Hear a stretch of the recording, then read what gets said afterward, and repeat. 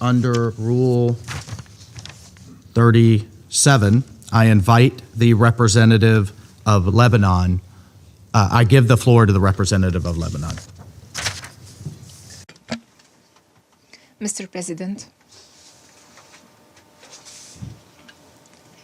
Lebanon firmly and unequivocally condemns the attacks targeting UNIFIL, which threaten the security and safety of its mission and personnel. Lebanon stresses the need for full respect of UNIFIL's mandate by all parties and for ensuring its security and safety, the inviolability of its premises, the freedom of movement, and all measures that facilitate the performance of its duties in accordance with international law and relevant Security Council resolutions. The attacks on peacekeepers are attacks on this Council itself. They undermine its reputation and credibility before the peoples of the world. These barbaric and irresponsible acts must stop, regardless of who is responsible. It is the legal and moral responsibility of this Council to identify and hold accountable those responsible. It is worth noting that this force and the troop-contributing countries have embodied the highest values of sacrifice, past and present. Who among us does not recall Israel's deliberate targeting of UNIFIL's headquarters in Qana in 1996, and its threats and demanding that UNIFIL leaves its area of operations in 2024. Today, we meet following the killing of 3 soldiers from the Indonesian battalion and the injury of others, one of whom is of Polish nationality, knowing that this was preceded by attacks on the Ghanaian and Nepalese battalions. Mr. President, on behalf of the government of Lebanon, I extend condolences to Indonesia, its government and its people, and the families of the soldiers. We wish a swift recovery to the injured and commend the sacrifices of the Indonesian battalion and all participating forces in contributing to security and stability in Lebanon. Today, we reaffirm Lebanon's commitment to UNIFIL more than ever. We emphasize the importance of preserving the unity of the contributing forces and ensuring their continued participation. We also reiterate our gratitude to the force commander and all the mission personnel. Mr. President, the price the Lebanese people are paying as a result of this conflict is heavy and exhausting. They, the Lebanese people, did not choose this war. It was imposed upon them. Israel has never respected the cessation of hostilities and has continued its violations of Lebanon's sovereignty and territorial integrity and its deliberate attacks on civilians and civilian infrastructure. Meanwhile, Hezbollah unilaterally decided to enter into a war at a time when the Lebanese government was open to dialogue that could have led to sustainable political solutions and provided a framework for addressing outstanding issues.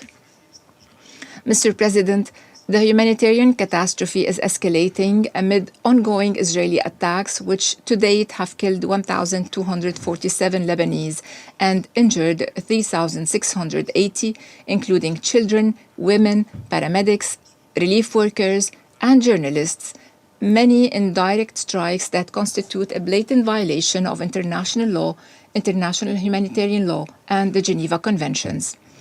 These attacks have displaced more than 1.2 million Lebanese from their towns and villages in a process of mass forced displacement.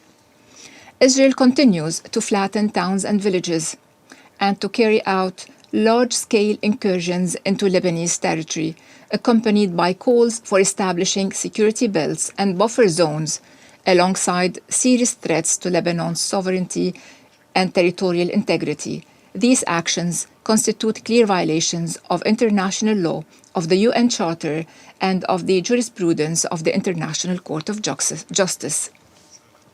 We recall here a letter we sent you yesterday regarding the statements by the Israeli Ministers of Defense and Finance announcing the Israeli army's intention to occupy southern Lebanon up to the Litani River and to consider the river as Israel's new border. We call upon this Council to act immediately and to condemn these statements clearly and explicitly, and to take the necessary measures to compel Israel to halt its incursions and threats to Lebanon's territorial integrity and political independence, to withdraw its forces to internationally recognized borders, and to comply with the UN Charter and relevant international resolutions, including the Resolution 1701 and the cessation of hostilities. Mr. President, in the same vein, we strongly condemn the threats by the Iranian Revolutionary Guard to target American universities in the Middle East, which has forced the American University of Beirut and the Lebanese American University to evacuate their campuses and shift to remote teaching. We call on Iran, which repeatedly calls before this esteemed Council to respect the sovereignty of states and non-interference in their internal affairs. We call on Iran to respect Lebanon's sovereignty and sovereign decisions and to cease interfering in its internal affairs. Mr. President, Lebanon and its people sought to rebuild the state and its institutions and to implement the required reforms. The government had indeed initiated this process, alongside with extending the state's authority across the entire country and restricting weapons to legitimate state institutions. Recognizing that nations cannot live in isolation, the government chose to open up to its regional surroundings based on a principled approach that preserves rights and grounded in the belief that sustainable solutions cannot be achieved through force but through peaceful means. In contrast, Israel has continued to undermine the credibility of the government through its ongoing violations and serious threats of occupation and its disregard for the UN Charter, international law, and international humanitarian law. The question that begs to be asked today is, did Israel achieve security after its occupation of Lebanon in 1978? Can security or stability be achieved through military solutions without negotiations? Modern history, Mr. President, and Israel should have learned this as well, modern history has taught us that lasting security and stability and sustainable peace will not be achieved through prolonged wars, protracted conflicts, or occupation. The time has come to draw lessons from the past once and for all. Only a diplomatic solution can guarantee lasting security and stability and ultimately a just peace. Diplomatic initiatives are already on the table, and the time has come to seize them. Let violence stop now. This is your responsibility and your duty. Every day that passes in this conflict undermines your credibility and the credibility of the United Nations as a whole. Thank you, President. I thank the representative of Lebanon for his statement. I give the floor to the representative of Israel. Thank you, Mr. President. First, I would like to thank you and your team for presiding over the Council during this month. I would also like to thank USG Lacroix and ASG Chiari for the briefing. Mr. President, Israel extends its deepest condolences to the families and loved ones of the United Nations peacekeepers who lost their lives. We honor their service and recognize the risks they take every day in carrying out their mandate. Regarding the attack that took place yesterday, March 30th, we can confirm today that UNIFIL forces were hit by Hezbollah explosive devices in an incident near Bani Hayan. In addition, the shelling of the UNIFIL position near Adshit al-Qasar on the 29th of March, in which UNIFIL peacekeepers were tragically killed, was carried out by Hezbollah. The IDF did not fire in the close vicinity of the position. The situation is complex. It is changing quickly and it is dangerous. But one thing is very clear. This did not happen in a vacuum. Israel did not choose this conflict. Hezbollah did. When it began firing on our communities, claiming to avenge the death of the Iranian regime's supreme leader. This is taking place in an environment shaped by ongoing Hezbollah attacks against Israel. And you know, it started in the 2nd of March. Hezbollah has carried out coordinated attacks against Israeli civilians acting at the direction of Tehran. More than 5,000 rockets, missiles, and drones have been fired at our people. Many of these attacks have been launched from areas south of the Litani River. You know the consequences. People have to hide, go to shelters. Same communities that had to displace over 18 months are doing it again. These are violations of Resolution 1701 and 1559. Hezbollah is deeply embedded across southern Lebanon. It operates from villages, it launches attacks from civilian areas, it positions itself close to UNIFIL forces. This is not by accident. It is a deliberate strategy. They choose where to put the launchers. Hezbollah embeds weapons, command centers, and launch sites within civilian areas. Let me show you only one example. We have hundreds of examples. This map shows Hezbollah launch sites operating directly next to a UNIFIL position. That's UNIFIL position in the yellow, and the red dots, the launch site. It shows 4 Hezbollah launches toward Israel on the 9th, 10th, and 11th of March, near Hania, right next to UNIFIL position 510. And we have hundreds of examples where they place the launchers. They put UNIFIL in the line of fire, in the middle. This is not a coincidence. Israel is coordinating closely with UNIFIL to reduce risk. Meanwhile, Hezbollah is exploiting their presence. On the 22nd of March, Israel sent a formal letter to UNIFIL warning. The head of the Northern Command sent that letter directly to UNIFIL, warning that the vicinity of the Janbat area was dangerous. We saw it coming, unfortunately.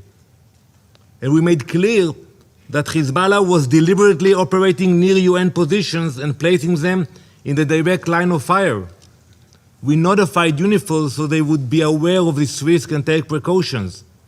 And let me quote directly what we wrote. Hezbollah is exploiting the presence of the United Nations positions in a manner that endangers UNIFIL personnel. We asked for temporary repositioning, not to escalate, but to protect. Israel has maintained continuous contact with UNIFIL, with UN headquarters, and with troop-contributing countries. We have urged forces to remain in protected bases and take shelter, because we are trying to reduce risk. Mr. President, as I stressed earlier, we regret any incident in which UN personnel are harmed, but we cannot ignore the bigger picture. Hezbollah continues to violate UN Security Resolution 1701 and 1559. It acts as a proxy of Iran. Iran continues to fund, arm, and direct Hezbollah. We also need to be honest about the role of the Lebanese government. There have been statements, even today, important ones, but it's not enough. Action. Lebanon committed to disarm Hezbollah south of the Litani River. It committed to deploy its own forces in that area. It has done neither. And I listened carefully also to my colleague from France. You mentioned Iran, but when it comes to Israel, you condemn, you demand action. But when Iran openly defies Lebanon's sovereign decision to expel the Iranian ambassador, all their responses are very measured, very diplomatic, very polite. When it comes to Israel, you don't, think about the diplomacy. So I ask, how come you took a decision to expel the ambassador last week? To expel the Iranian ambassador. The deadline has passed. As we speak, he is still in Beirut. The guest is no longer acting like a guest. He's acting like he owns the house. Can you imagine that you will get a request from a hosting country. You were all serving in many countries. You will be asked to move out, and you will tell the host country, no, I'm not leaving. I have different orders from my capital, from Tehran, and I'm staying now. How can it happen? At the same time, Hezbollah ministers remain part of the government, and attacks continue to be launched from areas the Lebanese army says it controls, including south of the Litani River. The gap between words and reality is a problem. Lebanon has not taken sufficient action to address Hezbollah's military presence. Lebanon needs to take real action. Until that happens, no one is safe. No one. Not in northern Israel, not in Lebanon, not in UNIFIL bases. We are paying a heavy price. Last night, 4 Israeli soldiers fell in southern Lebanon. We remember them, we honor them. Israel will not accept attacks against its citizens, and we will take the necessary measures to defend them in accordance with the international law. Let me be clear. We have no desire, and I'm telling to my colleague from Lebanon, we have no desire to remain or operate in Lebanon. Our goal is to protect our communities and to push the threat away from our border. Mr. President, this is what happens when a terrorist group turns an entire region into a battlefield. When rockets are launched from villages, when weapons are hidden among civilians, when international forces are placed in the middle of it all. So let me be clear. If Hezbollah continues, the danger continues. If Hezbollah remains armed, the threat remains. Calls for de-escalation that ignore what is happening on the ground, the rockets, the attacks, the ongoing threat, will not solve this. We call on this Council to act. First, unequivocally condemn Hezbollah for its grave violations and designate it for what it is, a terrorist organization. Second, demand that the Lebanese authorities fulfill their obligations, disarm Hezbollah, and ensure full compliance with UN security resolutions.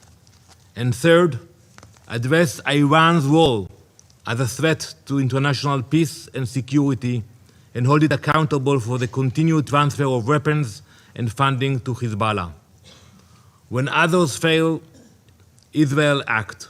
We will do whatever is necessary to protect our people. Thank you, Madam President. I thank the representative of Israel for the statement. I now give the floor to the representative of Indonesia. Madam President, thank you for convening this urgent meeting. With France, Indonesia requested this meeting as a testament of Indonesia's long-standing commitment and continued contribution to peacekeeping operations since 1957. I also thank the briefers, USG Lacroix, ISG Harry, and USG Fletcher. I should also like to thank you, Madam President, for giving me the floor to express the sense of grief, anger, and frustration of over 285 million people of Indonesia. I am sure that this sense of grief, anger, and frustration is widely shared by the people of the world. I am heartened by the pouring of expression of condolences, support, and solidarity from the members of this council and the wider international community. Let me begin by honoring the memory of the fallen soldiers of peace by calling their names in this august chamber. Zulmi Aditya Iskandar, Major, Infantry, 33 years young. Muhammad Nur Ikhwan, First Sergeant, 25 years young. Fahrizal Ramadan, Corporal, 27 years young. Corporal Fahrizal lost his life serving his duty in our post in Rashid Al-Quzair. Major Zulmi and First Sergeant Muhammad lost their lives in the attack to their convoy, providing logistical supports in Bani Hayyan. We cannot accept these killings of peacekeepers. This is a grave loss to Indonesia. This is also a grave loss to all of us, to the United Nations, to this Council, and to every community that looks to peacekeepers as symbols of hope and peace. Further, the attacks injured 5 other peacekeepers: Captain Sultan Wiryan Maulana, Corporal Riko Pramudia, Corporal Arif Kurniawan, Corporal Bayu Prakoso, Cadet Private Denny Rianto. These peacekeepers fell and wounded while carrying out a mandate entrusted to them by this very Council. Indonesia condemns in the strongest terms these heinous attacks against those peacekeepers serving with the UNIFIL on the 29th and 30th of March 2026. Indonesia urges all relevant actors to ensure the prompt, safe, and dignified repatriation of the remains of the 3 deceased personnel and request the best possible medical treatment and comprehensive care for the 5 injured peacekeepers to ensure their full and swift recovery. Madam President, some detractors have argued that the fallen soldiers were positioned in a zone of active war. But this framing overlooks a fundamental question: who is responsible for creating and sustaining that zone of active hostilities? The current escalation did not arise in vacuum. It stems from repeated incursions by the Israeli military into the territory of Lebanon. Indonesia strongly condemns Israeli attacks in southern Lebanon, which constitute a serious violation against the sovereignty and territorial integrity of Lebanon. Indonesia continues to stand in solidarity with the government and the people of Lebanon. As hostilities in southern Lebanon escalates, attacks against UNIFIL peacekeepers have also increased in recent weeks. These repeated attacks are not mere incidents, but deliberate assaults aimed at undermining the UNIFIL and deterring its ability to fulfill the mandate of Resolution 1701. These attacks also represent a direct threat to international peace and security and may constitute war crimes under international law. We therefore demand an immediate, thorough, and transparent investigation. Let me be clear. We demand investigation by the United Nations, not excuses from Israel. We demand the Security Council to keep abreast of the investigation and to immediately follow up the results. We demand that the perpetrators must be held legally accountable. Immunity must not become the standard, and attacks against peacekeepers must not be repeated nor tolerated.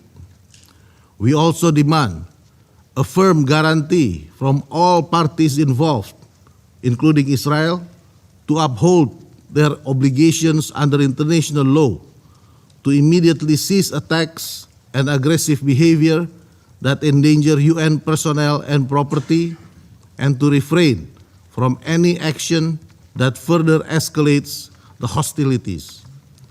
Madam President, the safety and security of peacekeepers must remain and continue to be our utmost priority. Amid escalating hostilities, the Council and the Secretary General must immediately implement emergency measures to ensure the full protection of UNIFIL personnel and assets.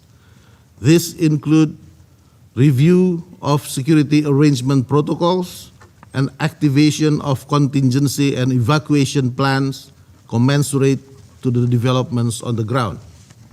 We must leverage all political and diplomatic means to de-escalate this situation.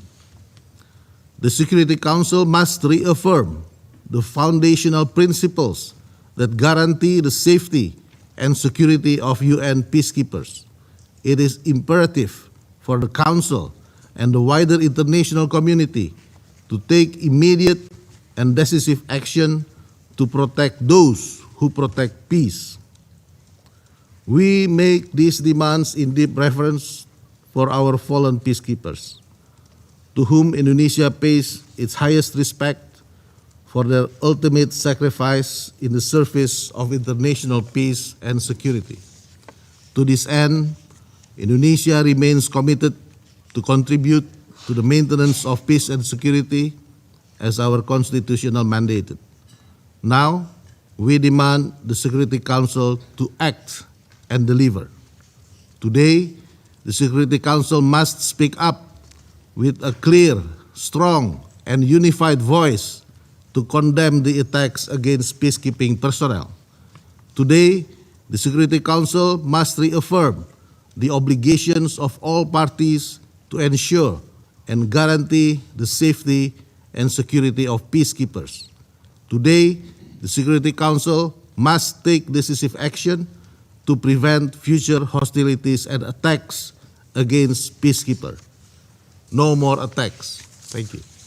Good morning. The 10,127th meeting of the Security Council is called to order.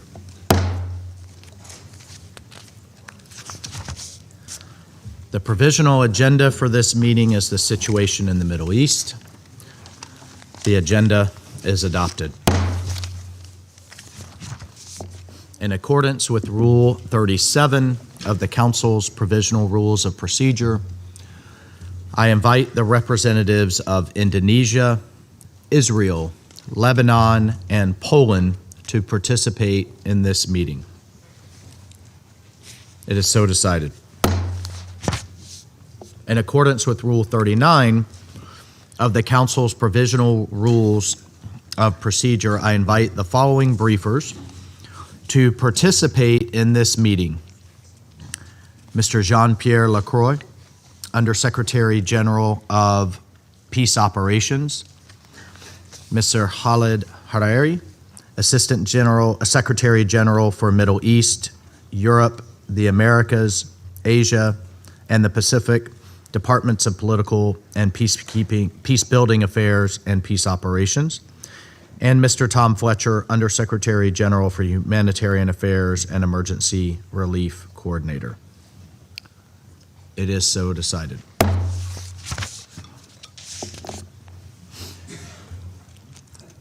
The Security Council will now begin its consideration of item 2 of the agenda.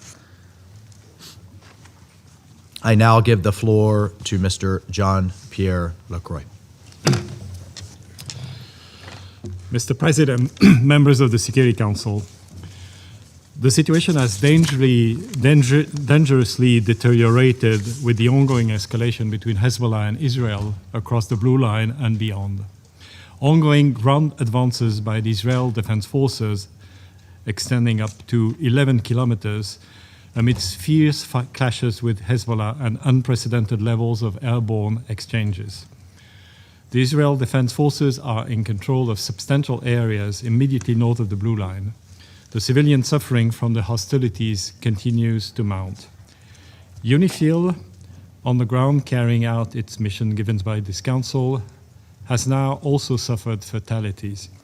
The Secretary General has strongly condemned the 2 abhorrent incidents that led to the death of 3 of our peacekeepers in 24 hours and the serious injury of several others.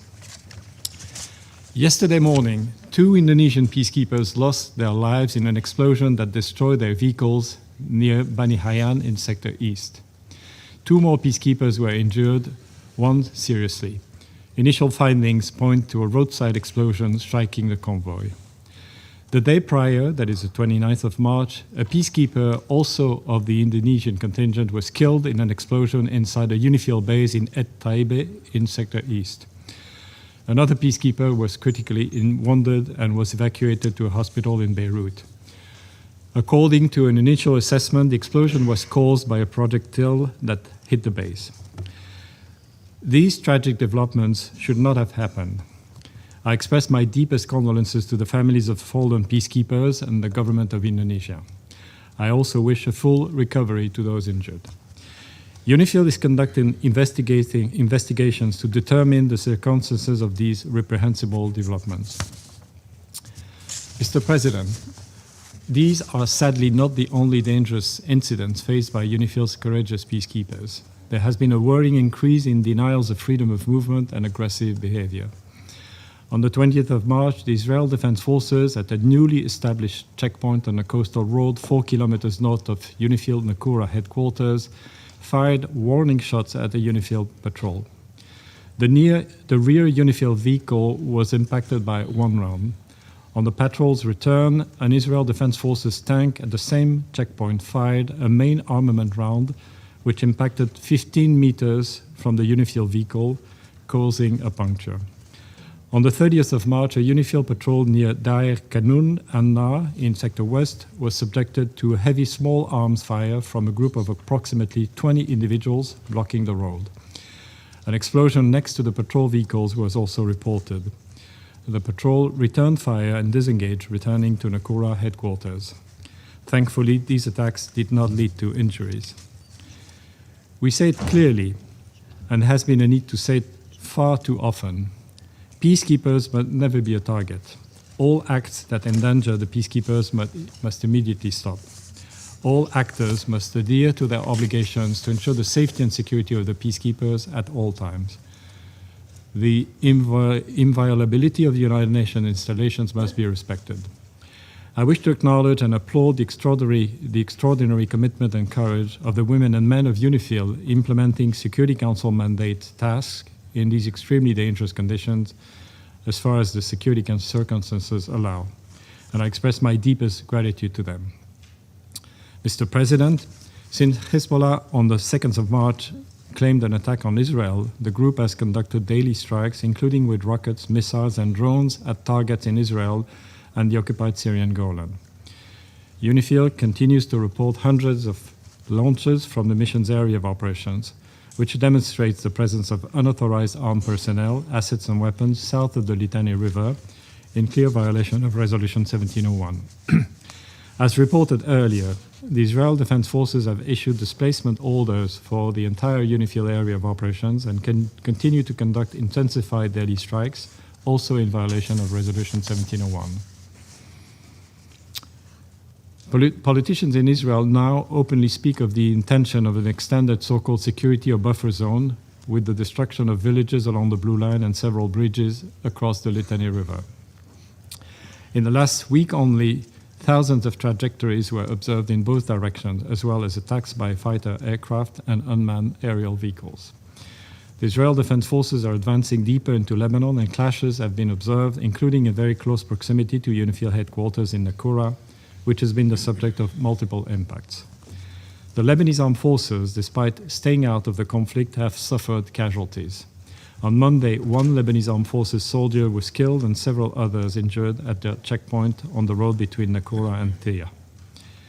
Mr. President, faced with immense pressure, including intensified exchanges of fire, direct attacks, obstructions of movement, and resupply, UNIFIL continuously reassesses the force's posture to mitigate risks, strengthening force protection, reducing footprint, and adjusting operational activities.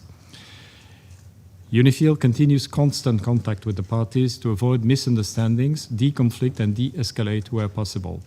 UNIFIL's current focus includes ensuring safety of its personnel and helping facilitate humanitarian access to affected communities in the area.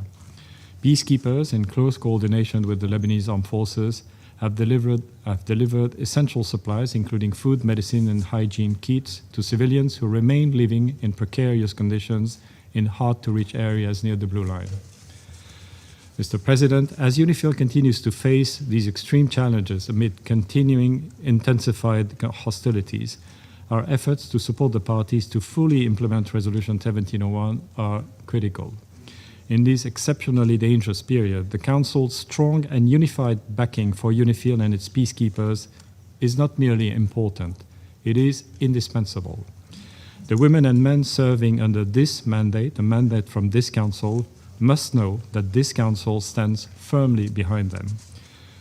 We are sincerely grateful to the troop contributing countries that remain united and committed to UNIFIL and the implementation of its mandate. Only the full implementation of Security Council Resolution 1701 by both parties will enable a long-term solution to the conflict. We urge all parties to recommit to the resolution and work meaningfully toward that end. Thank you, Mr. President. Thank you. I thank Mr. Lacroix for his briefing. I now give the floor to Mr. Hiari. Mr. President, amid the wider escalation across the Middle East, the situation in Lebanon continues to deteriorate drastically.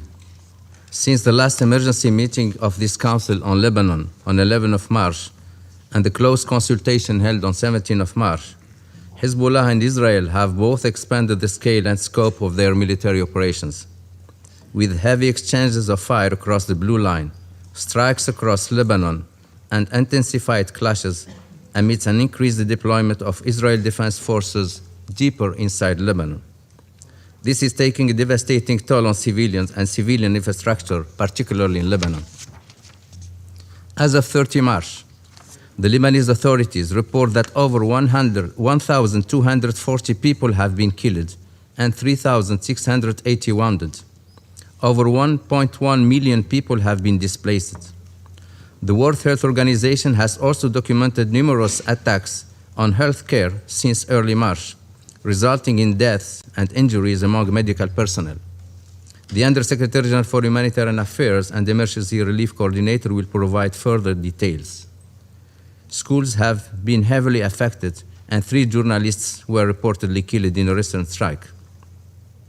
Several bridges over the Litani River have been destroyed, which the IDF alleges were used by Hezbollah for transporting weapons and fighters. In northern Israel, fatalities, destruction, displacement, and widespread panic have returned. Mr. President, on 29 of March, Israeli Prime Minister Netanyahu announced, quote, the expansion of the security buffer zone in order to permanently neutralize the threat of invasion and to push anti-tank missiles far away from northern Israel, end quote. This follows the 24th March announcement by Israel Defense Minister Katz declaring Israel's intention to control a so-called security zone in southern Lebanon up to the Litani River until the threat of Hezbollah is removed. The Lebanese government has repeatedly condemned Israel's continued violations of Lebanese sovereignty and territorial integrity. President Aoun has reaffirmed Lebanon's readiness to engage in direct negotiations with Israel under international auspices. While the Lebanese government has taken commendable steps to address non-state arms, 2 things are true at once. The government needs time and space, not under fire, to implement its decisions. And more assertive actions, extending beyond the military realm, are needed to bring a state monopoly on arms into being. But Hezbollah not only blatantly rejects the decisions by the Lebanese government, but also actively defies them. As well as rejecting the government decision to outlaw its activities, Hezbollah has made its capacity to undermine civil coexistence abundantly clear. This is a dangerous rhetoric when civil tensions are on the rise in Lebanon. Nonetheless, Lebanese authorities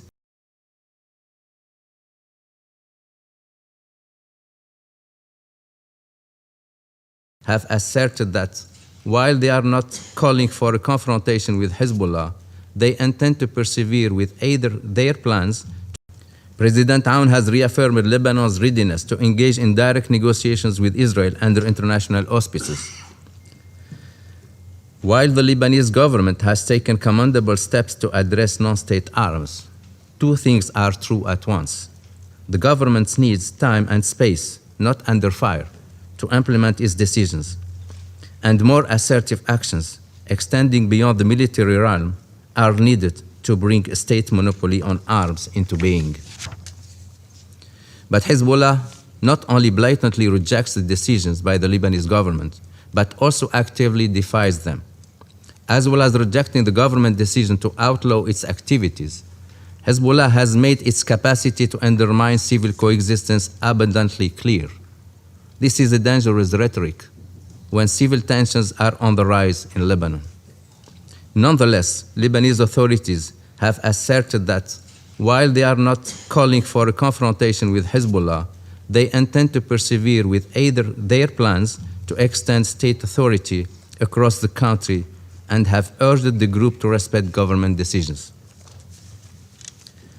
Mr. President, the United Nations continue to call on all sides to avail themselves of diplomatic channels, stop the hostilities, and recommit to the full implementation of Resolution 1701. The United Nations has been exercising its good offices at all levels, including through the Special Coordinator for Lebanon, calling for de-escalation, respect for international law, protection of civilians, and an immediate cessation of hostilities. Mr. President, there is no military solution. Only diplomacy, dialogue, and the full implementation of the UN Charter and Security Council resolutions can lead to a sustainable peace for all. This is a pathway to spare communities on both sides of the blue line more needless suffering. Thank you. I thank Mr. Harari for his statement. I now give the floor to Mr. Tom Fletcher. Thank you, Mr. President, Ambassadors, Excellencies. I appreciate the opportunity to brief the Council from Beirut, where I arrived last night to find anxiety, tension, and despondency at levels I have not witnessed in many years working in and on Lebanon. The gravity of this moment, as described by my colleagues, was of course forefront in my meetings today with President Aoun and Prime Minister Nawaf Salam, and I will discuss the moment further with Speaker Berry tomorrow. I've heard again in my meetings the courageous call for dialogue with Israel for implementation of UNSCR 1701 and for full state authority over arms. Yet even now, the sounds of the airstrikes in the Beirut suburbs not far from here can be heard, and the hum of drones has been constant. As you heard from USG Lacroix and ASG Khari, today's discussion is therefore urgent. The situation on both sides of the blue line demands not only the Council's closest attention, but also your collective action to avert an even worse crisis. I join my colleagues in mourning the recent deaths of 3 UN peacekeepers. Since I last briefed you on the 11th of March, the humanitarian consequences of the latest regional escalation have grown even more acute across Lebanon. Over the past 4 weeks, more than 1,240 people have been killed, including 87 women and 124 children. Some 52 first responders are among those killed, and another 3,500 people have been injured. Hostilities continue across southern Lebanon, across Beirut's southern suburbs, the Dahiyeh, and parts of the Bekaa. Hundreds of thousands of civilians remain in harm's way, especially with military advances flattening entire villages. Meanwhile, rockets continue to be fired indiscriminately by Hezbollah over the blue line into northern Israel, causing harm and fear among civilians there. In Lebanon, more than 1.1 million people have been displaced over the past 4 weeks, including more than 370,000 children. Over 200,000 people have crossed into Syria in the past month. A cycle of coercive displacement is unfolding.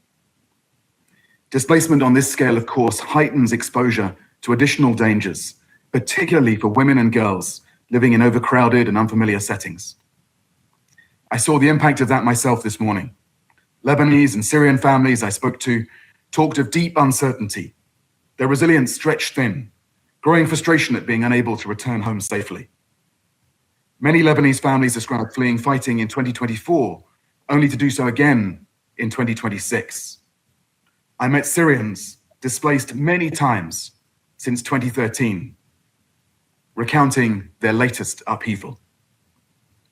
People told me consistently that displacement is not a solution, but a painful last resort for them, a temporary way to preserve their dignity while they wait for conditions that allow them to go back to their villages and neighborhoods. Above all, they asked us not to reduce their suffering to numbers. They want their lives, their losses, and their hopes to be seen and to be heard. Mr. President, even before this latest violence, tens of thousands remain displaced, and entire communities were surviving with only partial access to healthcare, water, electricity, education. The current escalation is compounding a situation that is already critical. 51 primary healthcare centers and 4 hospitals are currently closed due to hostilities, with others damaged or operating at reduced capacity. Schools and public universities are being used as shelters, leaving thousands of children without access to learning.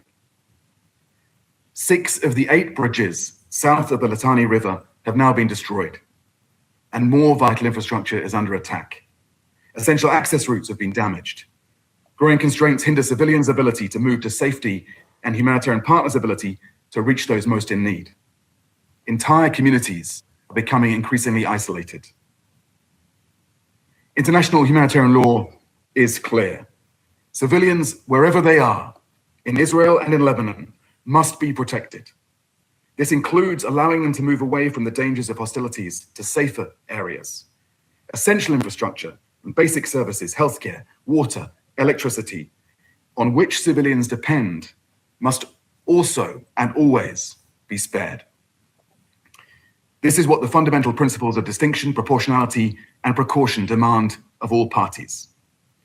And of course, the work of medical personnel, first responders, and humanitarians must always be facilitated, not impeded. Mr. President, we're making a concerted attempt to meet this moment. On the 13th of March, together with the government of Lebanon, we launched a $308 million flash appeal to provide life-saving support to up to 1 million people over the next 3 months. Thanks to all the donors who have responded so far with support, especially in such a difficult moment for global funding. We've received $94 million so far, including a third of that from OCHA, and the appeal continues, rallying funds for life-saving support, even as so much more is still needed. In the last 4 weeks, we've scaled up our humanitarian operations, delivering 2.8 million hot and cold meals to help ensure adequate sustenance. I saw myself this morning 3,000 of those meals ready for distribution. Non-food support has also grown to keep pace with large populations on the move. More than 122,000 thermal blankets, 99,000 mattresses, nearly 50,000 sleeping mats have been provided. 58,000 hygiene kits, 26,000 menstrual hygiene kits have also been distributed. Humanitarian partners have delivered more than 875,000 liters of bottled drinking water, 15,000 cubic meters of trucked water. Fuel has been supplied to sustain water services for 412,000 people. Mr. President, in my short time back in Lebanon, the message from communities here is painfully clear. They want safety, they want dignity, they want this to stop. They want to escape this cycle of crises.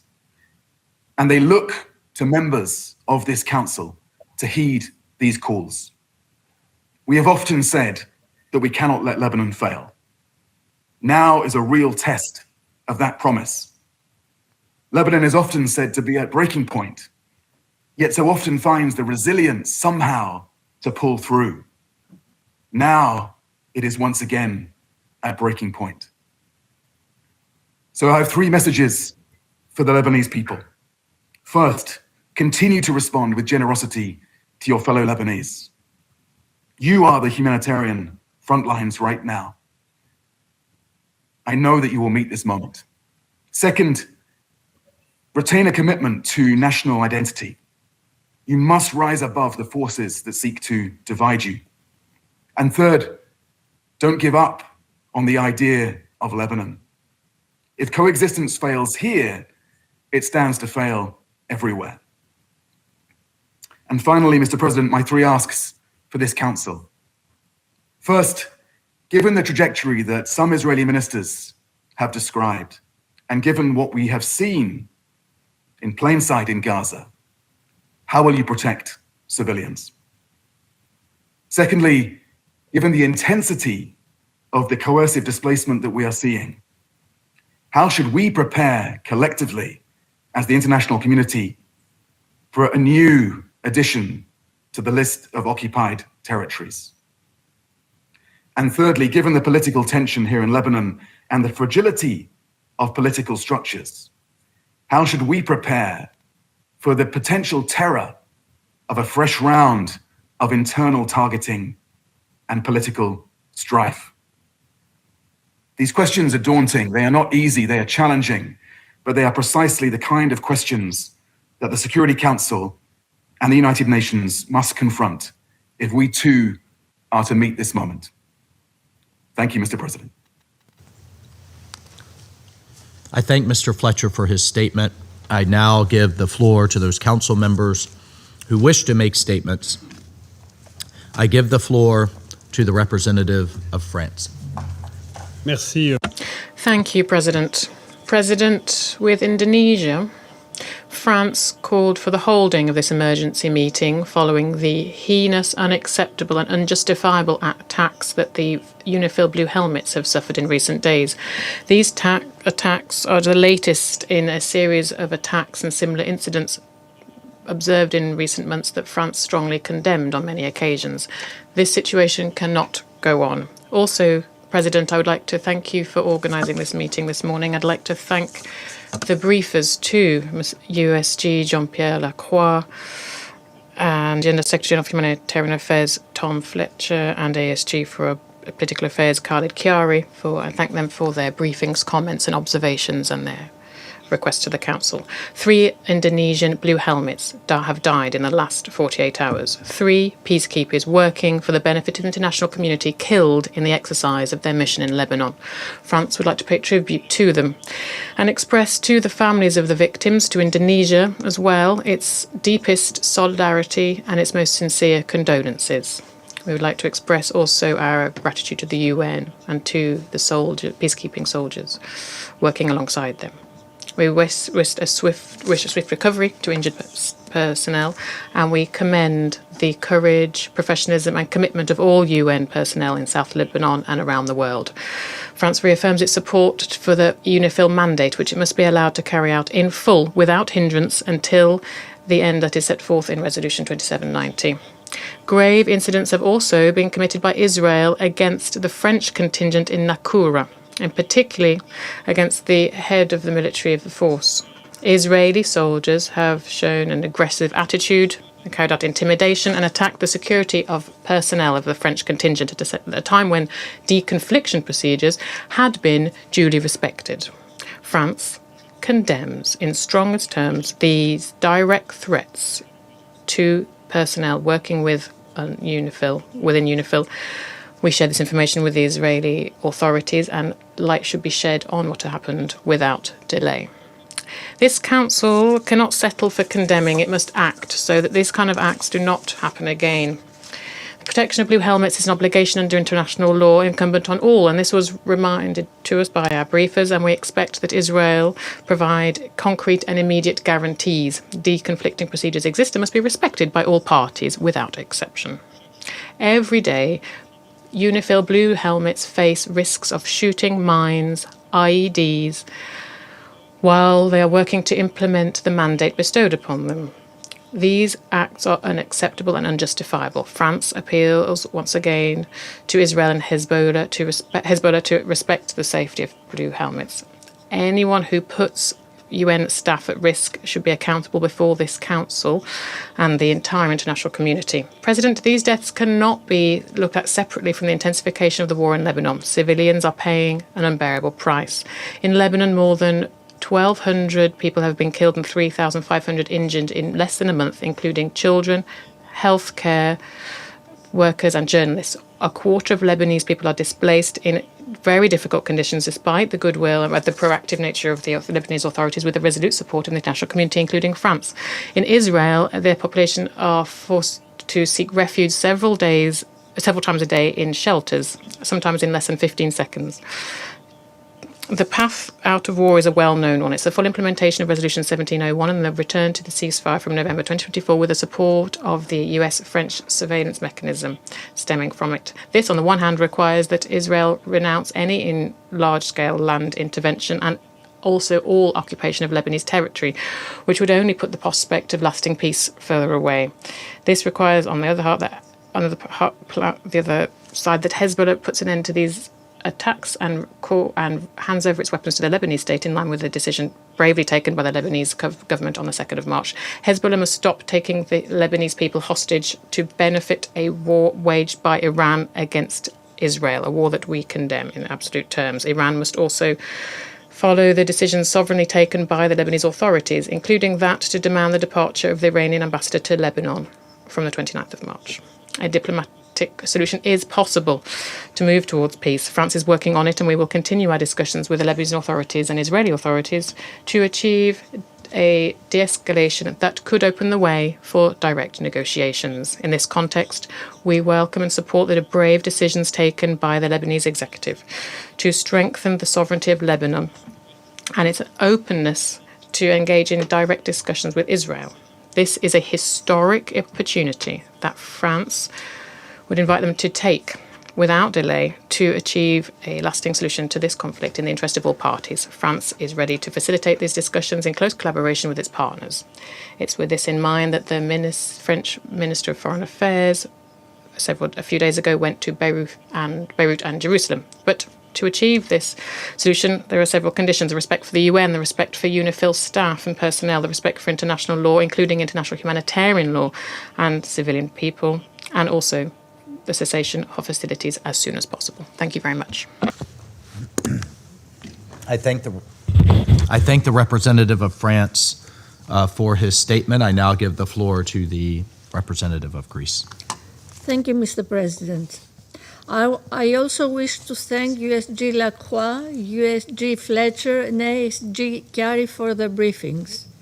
Colleagues, we gather today at a moment of profound sorrow and grave concern as the ongoing conflagration in Lebanon has not spared UNIFIL's blue helmets. Fully echoing the Secretary General's latest statement, Greece strongly condemns the recent killing of 3 Indonesian UNIFIL peacekeepers amidst heavy firing. We express our condolences to the families of the fallen peacekeepers and to our Indonesian colleagues. The incident is tragically added to a series of violent attacks against UN personnel, including the injuring of Ghanaian blue helmets earlier this month and a Polish one a couple of days ago. Attacks against UN personnel are unacceptable. They constitute grave violations of international humanitarian law and of UN Security Council Resolution 1701 and must immediately stop. The safety and security of peacekeepers is non-negotiable. We call for a thorough investigation and accountability for this incident. Mr. President, Lebanon continues to pay the price of a conflict it neither chose nor can afford. We strongly condemn once again Hezbollah's attacks in support of the Iranian regime against Israel, which triggered a dangerous round of regional escalation.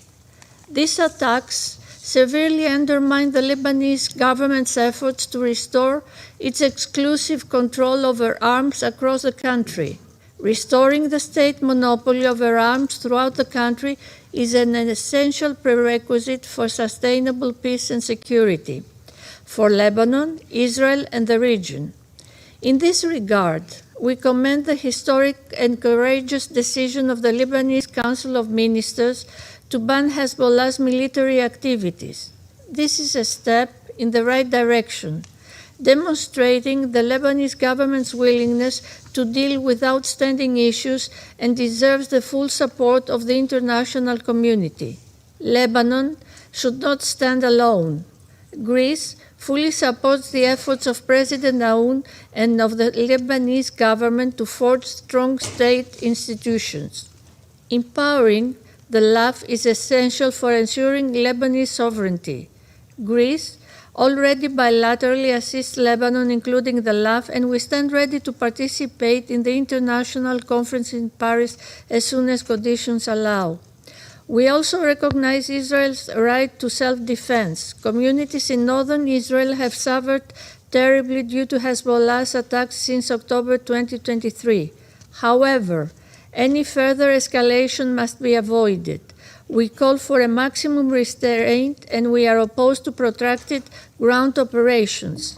The expansion of Israel's military operations into Beirut and across Lebanon's territory aggravates the already fragile security situation. Greece reaffirms its support for the territorial integrity, sovereignty, and political independence of Lebanon. Full respect for Resolution 1701 and the November 2024 ceasefire agreement is essential in this regard. Mr. President, civilians are bearing the heaviest burden of this crisis. More than 1 million people have been displaced, many lives have perished, and thousands have been severely injured. The risk of broader regional destabilization, including of additional refugee flows, is growing. Civilian infrastructure, including airports, ports, and bridges across the country, do not constitute legitimate targets. Journalists, humanitarian, and healthcare workers must be protected at all times and in all circumstances. We also express our condolences to the families of the victims and our solidarity to those impacted by this war. International humanitarian law must be upheld by all parties, everywhere and at all times. Standing in full solidarity with the Lebanese people, Greece immediately responded to OCHA's flash appeal, allocating a substantial financial contribution. We are also finalizing our contribution to strengthening Lebanon's health sector. At the same time, the tireless efforts of humanitarian actors on the ground, including UN agencies in UNRWA, cannot be overlooked. Their work under extremely difficult and dangerous conditions is indispensable as it is commendable. Mr. President, any further escalation risks the lives of civilians who have not opted for this conflict. It endangers UN personnel who are striving to uphold peace at the risk of their own safety. And it severely undermines Lebanon's sovereignty, territorial integrity, and political independence, which we strive to preserve. We commend the willingness of the Lebanese leadership to pursue direct political negotiations with Israel. This is a moment for responsibility and de-escalation. Lebanon deserves a future of peace, security, and dignity, free from external interference and internal division. Greece will stand by its side in that effort. I thank you. I thank the representative of Greece for her statement. I give the floor to the representative of Latvia. Mr. President, allow me to begin by thanking you for convening this meeting on such a short notice, and I also thank France and Indonesia for requesting this meeting in light of UNIFIL casualties and the grave and escalatory situation in Lebanon. I thank USG Lacroix, USG Fletcher, and ASG Carey for their briefings. Latvia strongly condemned the attacks on UNIFIL, resulting in the death of 3 Indonesian peacekeepers and injuries to several other peacekeepers. And we express our deepest condolences to the Republic of Indonesia. Our thoughts are with the injured and the loved ones of the deceased. We call for a robust and timely investigation to determine the perpetrators of the attacks. We call for the accountability of these blatant violations of international humanitarian law. The safety and security of UN personnel and property is not optional. It must be respected by all sides at all times. Deliberate attacks on peacekeepers are grave violations of international humanitarian law and may constitute war crimes. We call upon all members of this Council to continue stressing the crucial importance of upholding commitments agreed in Security Council Resolutions 2518 and 2730. We commend the exceptional service of UNIFIL as it continues to implement its mandate under Resolution 1701 and providing assistance to the local population even in the direst of circumstances. All essential personnel, including those from my own country, are still on duty in the midst of hostilities. The threats to safety and security of UNIFIL peacekeepers have clearly reached a threshold which demands further reflection by the UN and the mission's leadership on how to prevent further casualties while continuing to implement its mandate. The latest incidents demonstrate the current military escalation in Lebanon has serious consequences for all: the civilian populations, the humanitarian personnel, and for UN peacekeepers. Even clearly recognizable UN peacekeepers become targets when the principles of distinction, proportionality, and precaution are discarded. The ongoing conflict undermines the stability in the region and the global security. We express concern about the humanitarian crisis caused by mass displacement in Lebanon and inflow into Syria. Over 1 million people forcibly displaced, of which 370,000 are children. 3,700 injured, over 1,200 deaths. Hezbollah has dragged the people of Lebanon into a war they have no part in. Iran must stop enabling Hezbollah's military activities and armed hostilities. Hezbollah must immediately stop all aggressive actions against Israel and disarm. The Lebanese government has clearly taken a stand against the malign influence of Hezbollah and Iran in their country. We commend the Lebanese government's decision of 2nd of March to declare all Hezbollah military and security activities illegal in the whole territory of Lebanon. We also welcome the political commitment of the Lebanese government to extend its authority throughout the country and the implementation of the disarmament plan. Continued international support in these efforts remains essential.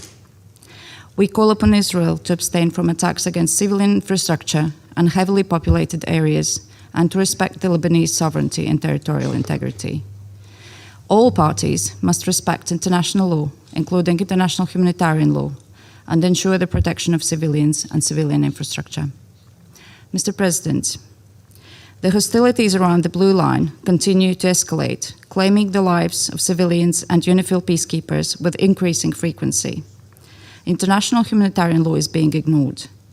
We call on all parties to the conflict to fully respect the Security Council Resolution 1701, de-escalate and work towards peace. For generations, the Lebanese people have suffered from armed conflict. Lebanon, yet again, finds itself on the brink. And we continue to stand by Lebanon and its people. I thank you. I thank the representative of Latvia for her statement. I give the floor to the representative of Pakistan. Thank you, Mr. President. I thank USG Lacroix, USG Fletcher, and ASG Khalid Kyari for the briefings that shed light on various dimensions of this situation.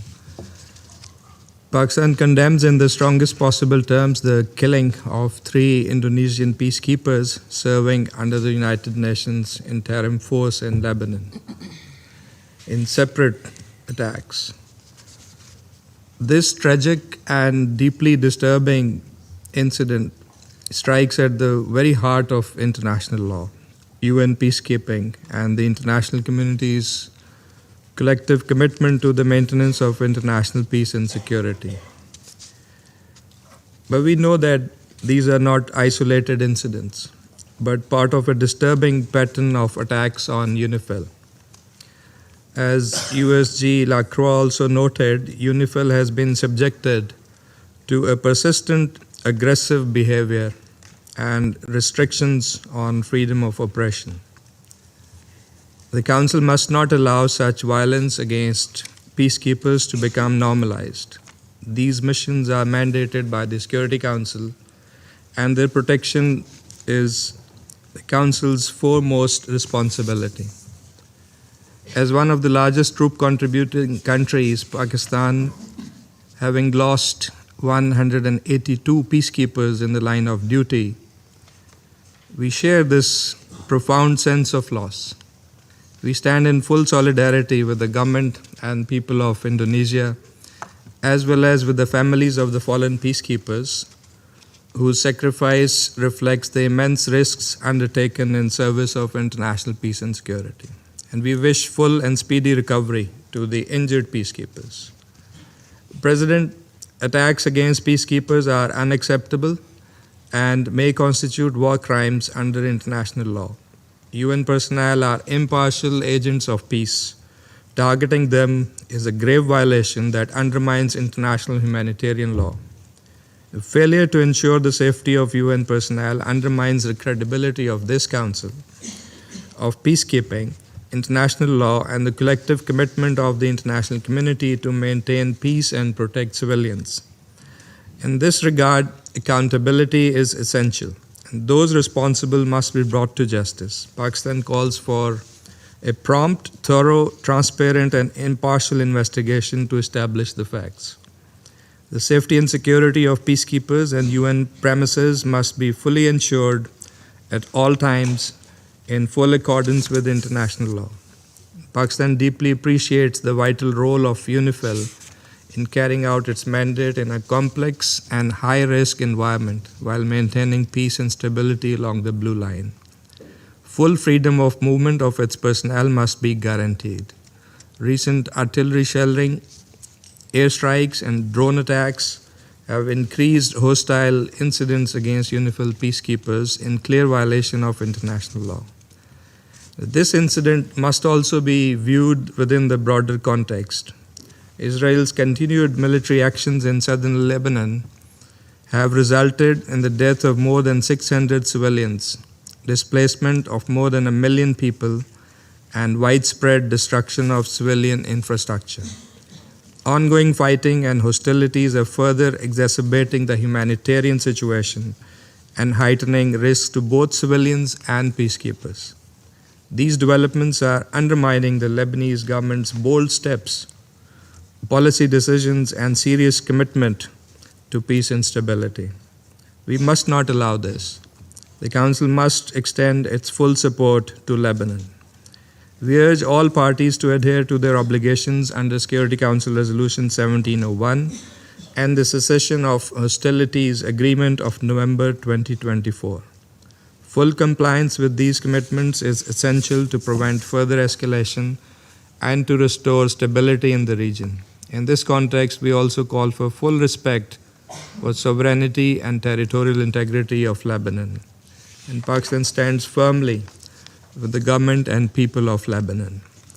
President, in the light of the evolving and deeply concerning situation in the region, we stress that further escalation must be avoided at all costs. We call on all parties to exercise maximum restraint. The ultimate objective must be urgent de-escalation, restraint, and a complete cessation of all hostilities and a peaceful resolution of all issues to prevent further deterioration of the regional security environment. This Council, we believe, must fully espouse and advance that objective. I thank you. I thank the representative of Pakistan for his statement. I give the floor to the representative of Denmark. Thank you, Mr. President. And let me also thank Undersecretary Lacroix, Undersecretary Fletcher, and Assistant Secretary General Khiari for their informative and alarming briefings. We also thank France and Indonesia for calling this urgent meeting, which we agree is both necessary and timely. Recent days' events illustrate how fragile and dangerous the situation in Lebanon has become, and how crucial it is to prevent further escalation for the civilians of Lebanon and Israel alike. Mr. President, we condemn in the strongest possible terms the attacks on UNIFIL, which in the past 2 days have caused the deaths of 3 peacekeepers and the serious injuries of others. We look forward to the results of UNIFIL's full and thorough investigation into these incidents. Peacekeepers are clearly protected under international humanitarian law, and any deliberate targeting against peacekeepers is unacceptable. Denmark extends its deepest condolences to the families of those killed, as well as to the government and people of Indonesia. We wish a speedy recovery for those injured. The brave women and men of UNIFIL serve under the UN flag in the pursuit of peace. They are the embodiment of multilateral solidarity and cooperation in action, and these incidents represent a direct attack on these principles. We commend UNIFIL for its continuous work despite the extremely challenging circumstances and stress our unwavering support for the mission. Mr. President, as we've said before, we strongly condemn Hezbollah's continued attacks against Israel, which has dragged Lebanon into yet another unwanted war and must stop immediately. Denmark is concerned about the significant humanitarian and civilian consequences of Israel's military operations in Lebanon and underlines that all military actions must be conducted with full respect for international humanitarian law, including the principles of proportionality, distinction, and precaution. The protection of civilians must be ensured, and unimpeded passage of humanitarian relief must be facilitated. Recent statements by, for instance, the Israeli finance minister about the intention to move the Lebanese-Israeli border to the Litani River are deeply concerning. This area makes up 1/10 of Lebanon's territory, is home to hundreds of thousands of Lebanese, and includes cities with a rich and diverse cultural heritage. We strongly urge Israel to refrain from any large-scale ground invasion or long-term occupation of Lebanese territory that risk escalating the hostilities beyond control. This includes withdrawing its forces from occupied areas in Lebanon in line with the November 2024 cessation of hostilities agreement. Denmark calls for respect for Lebanon's sovereignty, territorial integrity, and independence in line with resolutions 1701 and 1559. Hezbollah must cease all attacks on Israel and respects the Lebanese state's exclusive authority over all arms and military activity. The Lebanese government has taken unprecedented steps in its efforts to disarm Hezbollah. We fully support the government's efforts in this regard. Mr. President, with reports of 1.1 million displaced in Lebanon, including over 350,000 children, and more than 1,200 killed, including many civilians, the humanitarian situation is quickly reaching unmanageable levels. The majority of the displaced lack formal shelter, protection, food, and medical services. Humanitarian access to the south is significantly restricted for an estimated 150,000 people. Denmark condemns all attacks directed at civilians and civilian infrastructure, including first responders and healthcare personnel. Since March 2nd, we've seen 87 attacks on healthcare in Lebanon, resulting in more than 50 deaths among healthcare personnel and many more wounded. This must stop. Denmark recalls resolutions 2286 and 2730 on the protection of medical staff and facilities and the protection of humanitarian workers. We urge all parties to fully respect their obligations under international humanitarian law, uphold these resolutions, and ensure that all civilians, including medical staff and humanitarian workers, are protected and do not become the targets of attacks. Denmark also expresses our deep concern over the reported attacks on journalists and recall that civilians must be protected under international humanitarian law. Mr. President, in closing, as the situation in the region continues to escalate and the path to stability cannot be selective but must be comprehensive, we must not allow developments in Lebanon to be overshadowed by other events. We must collectively and strongly insist on de-escalation. Around this table, we must do all within our power to this urgent end. I thank you. I thank the representative of Denmark for her statement. I give the floor to the representative of Somalia.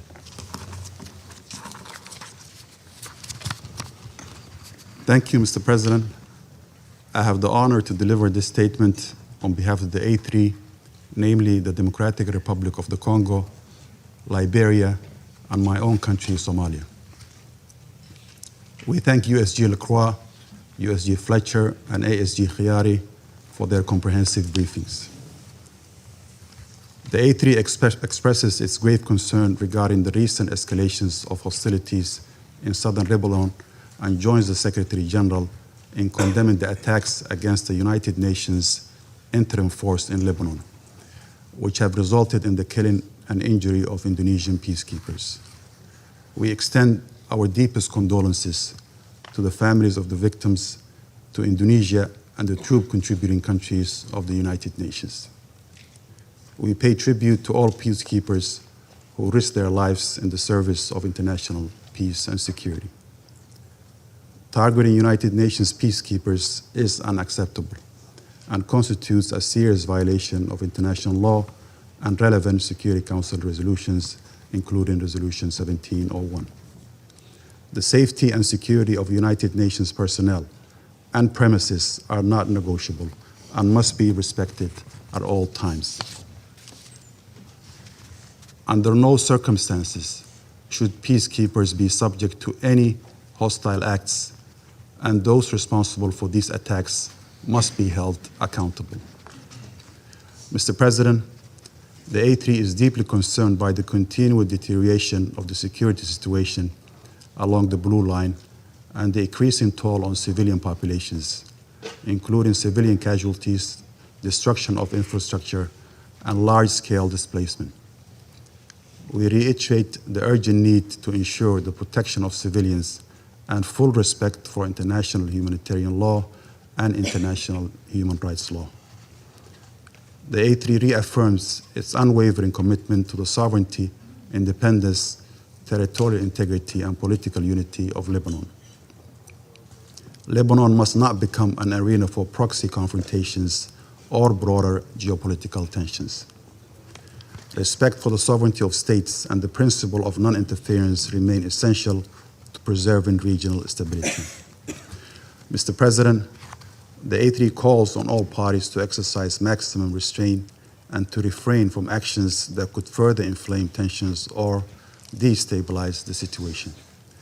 We stress the importance of returning to the cessation of hostilities arrangements of 26 November of 2024 and ensuring that the full implementation of Security Council Resolution 1701 as the primary framework for maintaining stability and preventing renewed conflict. Dialogue and diplomacy remain the only viable path to preventing further deterioration of the situation. We acknowledge the critical role played by UNIFIL in supporting stability, facilitating dialogue, and contributing to de-escalation along the Blue Line. The mission remains an essential instrument for confidence building and conflict prevention. We reiterate our full support for UNIFIL and express appreciation to troop contributing countries for their continued commitment. We also emphasize the importance of continued support to the Lebanese state institutions, including the Lebanese armed forces, to enable them to effectively assume their responsibilities in maintaining security and stability throughout Lebanese territory.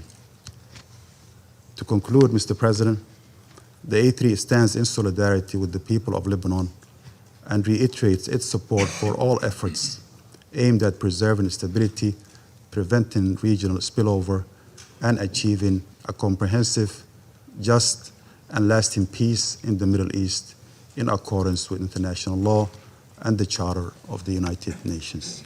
I thank you.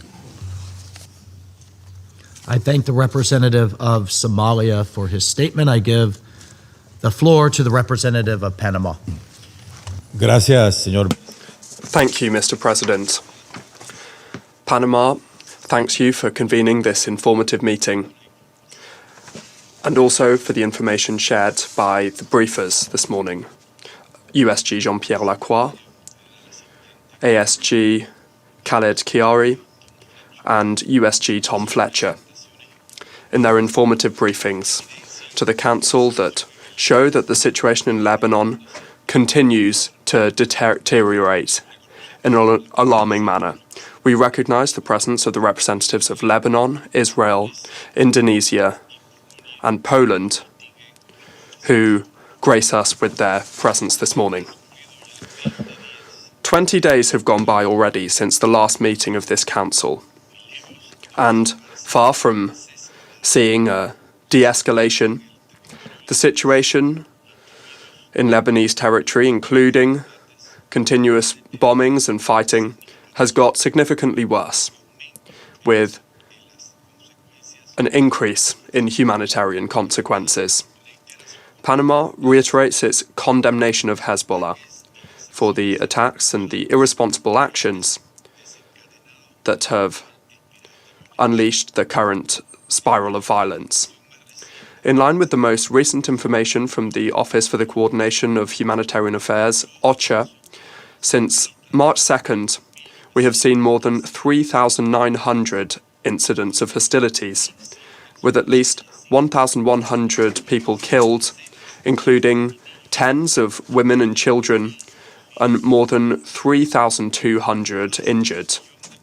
More than 1 million people have been displaced, of which more than 136,000 are currently in collective shelters, while more than 189,000 have crossed to Syria. This shows the regional dimension of this crisis. Panama categorically rejects the attacks against the civilian population, as well as against civilian infrastructure, including health centres and medical personnel. And these continue to claim lives and to aggravate the suffering of the population. Mr. President, Panama condemns in the strongest terms the deaths of blue helmets from the United Nations Interim Force in Lebanon, UNIFIL, following the attacks that occurred recently, including the explosion of a projectile on a UNIFIL position in the south of Lebanon, as well as the serious injuries suffered by members of the contingent that reflects the deterioration of the security conditions on the ground. Panama expresses its most sincere condolences to the families of the blue helmets who lost their lives, in particular to the Indonesia contingent, as well as to the state that they belong to, and we extend our full solidarity to UNIFIL personnel. This tragic incident is yet another on the list of recent incidents, including the one where 3 blue helmets from the Ghana contingent were injured.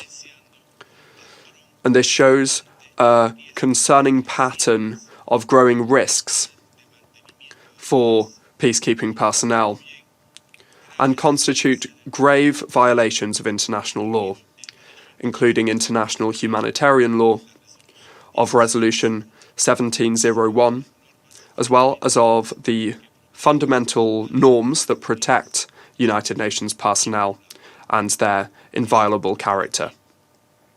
It's essential for these occurrences to be investigated and for there to be accountability, so that impunity does not provide cover for actions like this one in the present and in the future. As UNIFIL itself has stated, nobody should lose their life serving the cause of peace. Panama reaffirms its full support to the work of UNIFIL, whose presence remains essential to reduce tensions, to support the deployment of the Lebanese army, and to preserve the stability across the blue line. Mr. President, Panama reiterates its firm support and its recognition of the sovereignty, territorial integrity, unity and political independence of the Lebanese state and of its government and institutions, in particular the Lebanese armed forces, to strengthen the authority of the state across the whole of its territory and to be able to advance towards the principle that the monopoly over the legitimate use of force and arms lies exclusively with the state, and this in line with Resolution 1701. We reiterate, in light of this grave situation, an appeal to all parties to return to the cessation of hostilities agreement of the 26th of November 2024 and to fully comply with their obligations under international law.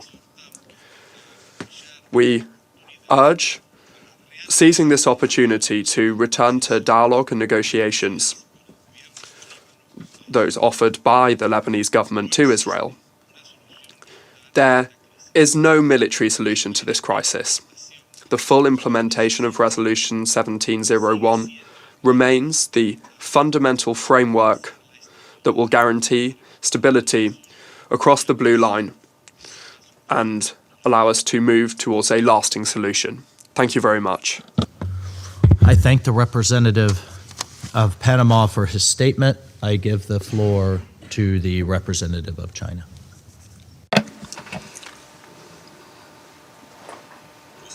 President, I thank USG Lacroix, USG Fletcher, and ASD Chiari for their briefings. And thank you for convening this emergency meeting at the request of France and Indonesia. I welcome the representative of Lebanon at today's meeting. Tensions in the Middle East are escalating and the spillover effects continue to spread. The rise and runs of the conflict in the Middle East are crystal clear. The pressing priority is to actively promote talks for peace, seize the opportunity for peace, and bring the conflict to an end. Since the situation between Lebanon and Israel escalated, hostilities have continued to intensify, resulting in severe casualties and destruction of infrastructure. The international community must take urgent action to put the brakes on the conflict before it spirals further out of control and to restore peace and stability in the region at an early date. I wish to make 3 points. First, achieving a ceasefire and cessation of hostilities is the most pressing task. The ongoing exchanges of fire between Israel and Hezbollah have plunged the people of the region into the suffering of war. Israel's continuous escalation of military offensives has already killed over 1,200 people. The recent announcement by Israel to expand ground operations in Lebanon and extend the so-called buffer zone risks further prolonging and escalating the conflict, which is a cause for concern. Lebanon must not become another Gaza, and the international community must never allow the tragedy of Gaza to be repeated. China calls on the parties concerned to immediately cease hostilities and work to de-escalate the situation. Israel should immediately withdraw all its forces from Lebanon and respect Lebanon's sovereignty, security, and territorial integrity. Second, supporting Lebanon's domestic stability is of the utmost importance. The current situation has dealt a severe blow to the political, economic, and humanitarian situations in Lebanon. We welcome the efforts of the Lebanese government to strengthen governance over the country, and support parties in Lebanon in actively engaging in political dialogue to properly resolve differences. Under Israel's intense bombardment and large-scale forced evacuation orders, the humanitarian situation in Lebanon has rapidly deteriorated, with more than 1.2 million people forced to flee their homes and become displaced. The international community should step up emergency assistance to Lebanon and support the government in stabilizing domestic situation, ensuring basic livelihood, and alleviating humanitarian challenges. Third, the safety and security of UNIFIL is a bottom line that must not be challenged. Recently, UNIFIL's safety has been repeatedly affected by hostilities, including 2 deadly attacks that killed 3 peacekeepers and injuring many others. China strongly condemns the attacks against UNIFIL. We express deep condolences over the deaths of Indonesian peacekeepers who were killed in the attacks and heartfelt sympathies to the injured. Any deliberate attack on UN peacekeepers is a serious violation of international humanitarian law and Security Council Resolution 1701. Such attacks are absolutely unacceptable and must stop at once. We highly commend UNIFIL for remaining at their posts amid hostilities and urge the parties concerned to take concrete measures to ensure the safety and freedom of movement of UNIFIL, and to conduct serious investigations into and seek accountability for all attacks on peacekeepers. China respects the sovereignty, security, and territorial integrity of Lebanon and stands ready to work with the international community to make unremitting efforts to help de-escalate tensions between Lebanon and Israel and restore peace and stability in Lebanon and the Middle East. Thank you, President. I thank the representative of China for his statement. I give the floor to the representative of the Russian Federation. President, we are grateful to USG Jean-Pierre Lacroix and Tom Fletcher, and also ASG Khaled Hirari for their comprehensive briefings on the situation in Lebanon, which are very concerning also. The nigh-on month of military escalation along the Blue Line and beyond is affecting not only our friends, the Lebanese people, but also peacekeepers of UNIFIL deployed in the south of the country. A clear and at the same time tragic confirmation of this is the death of 3 UNIFIL personnel in the last 48 hours and the injuring of several others. We express our sincere condolences to the families of the victims, and we wish a swift recovery to the injured peacekeepers. From what we can ascertain, according to comments from the leadership of the UN and UNIFIL, the investigation into what happened in the south of Lebanon is ongoing. We trust that the UN Secretariat will soon receive comprehensive information on this, including on who carried out this flagrant attack. Russia decisively condemns all attacks on UNIFIL troops, whoever the perpetrator was. We support the calls of the UN Secretary-General Antonio Guterres to parties to the conflict to comply with the norms of international law and guarantee the security of blue helmets. We strongly believe in the need for a swift ceasefire in the Lebanon-Israel border area. Otherwise, this heinous spike in violence in the south of Lebanon won't be the last fatal incident affecting UN staff. President, another dangerous trend in recent days has been the deliberate targeting by the IDF of the media, reporting on the ground in the area of the Lebanese-Israel clashes. According to information we've received on the 28th of March as a result of a strike from an Israeli drone in the region of the Jezin, a famous journalist from the television channel Al-Manar was killed, Ali Shuyaib, and also his colleagues from Al-Mayadin channel, Fatima and Mohammed Fatouni. Earlier on the 19th of March in the south of Lebanon, as a result of a missile attack by the Israeli Air Force, a camera crew from Russia Today were injured. The targeted strike was carried out directly close to where they were filming, where there were no military objects, which is clearly confirmed because the camera operator was able to film the detonation of the ammunition. We see this kind of action by Israel and its military to be a grave violation of international law and a deliberate hindrance to the work of the media. We demand a painstaking investigation into this incident by the Israeli authorities and for the perpetrators to be held accountable and for this kind of incident not to be allowed to happen again. President, we, like the majority of the people in this room, are very concerned about the intensification of hostilities of Israel in Lebanon, including daily exchange of fire and the consequences of this for both parties to the conflict, the destruction of critical civilian infrastructure. For the time while we are discussing the incident with UNIFIL, Israel has carried out a new powerful air strike in Beirut.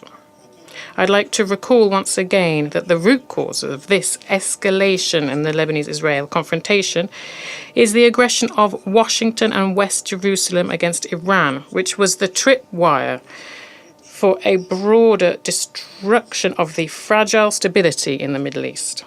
Unfortunately, many members of the Security Council are stubbornly silent about this and continue to try to place all responsibility exclusively on the Lebanese pushback, presenting it as the main culprit for the spike of violence along the Blue Line.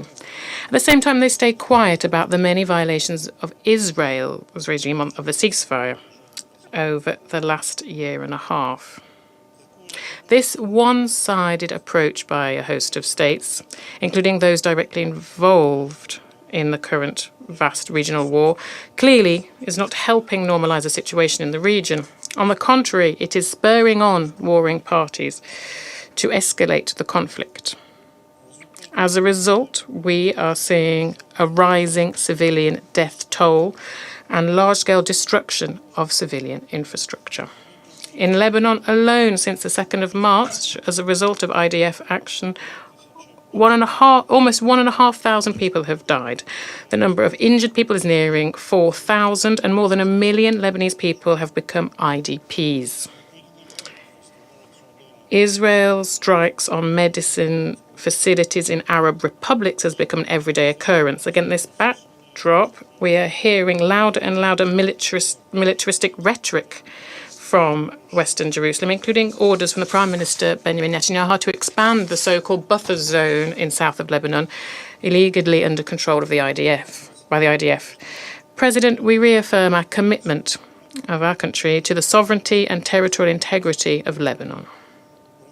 We call on the leadership of Israel to refrain from using purely military means to address their legitimate security concerns, to withdraw their army units from occupied territories, and to return to the path of diplomacy.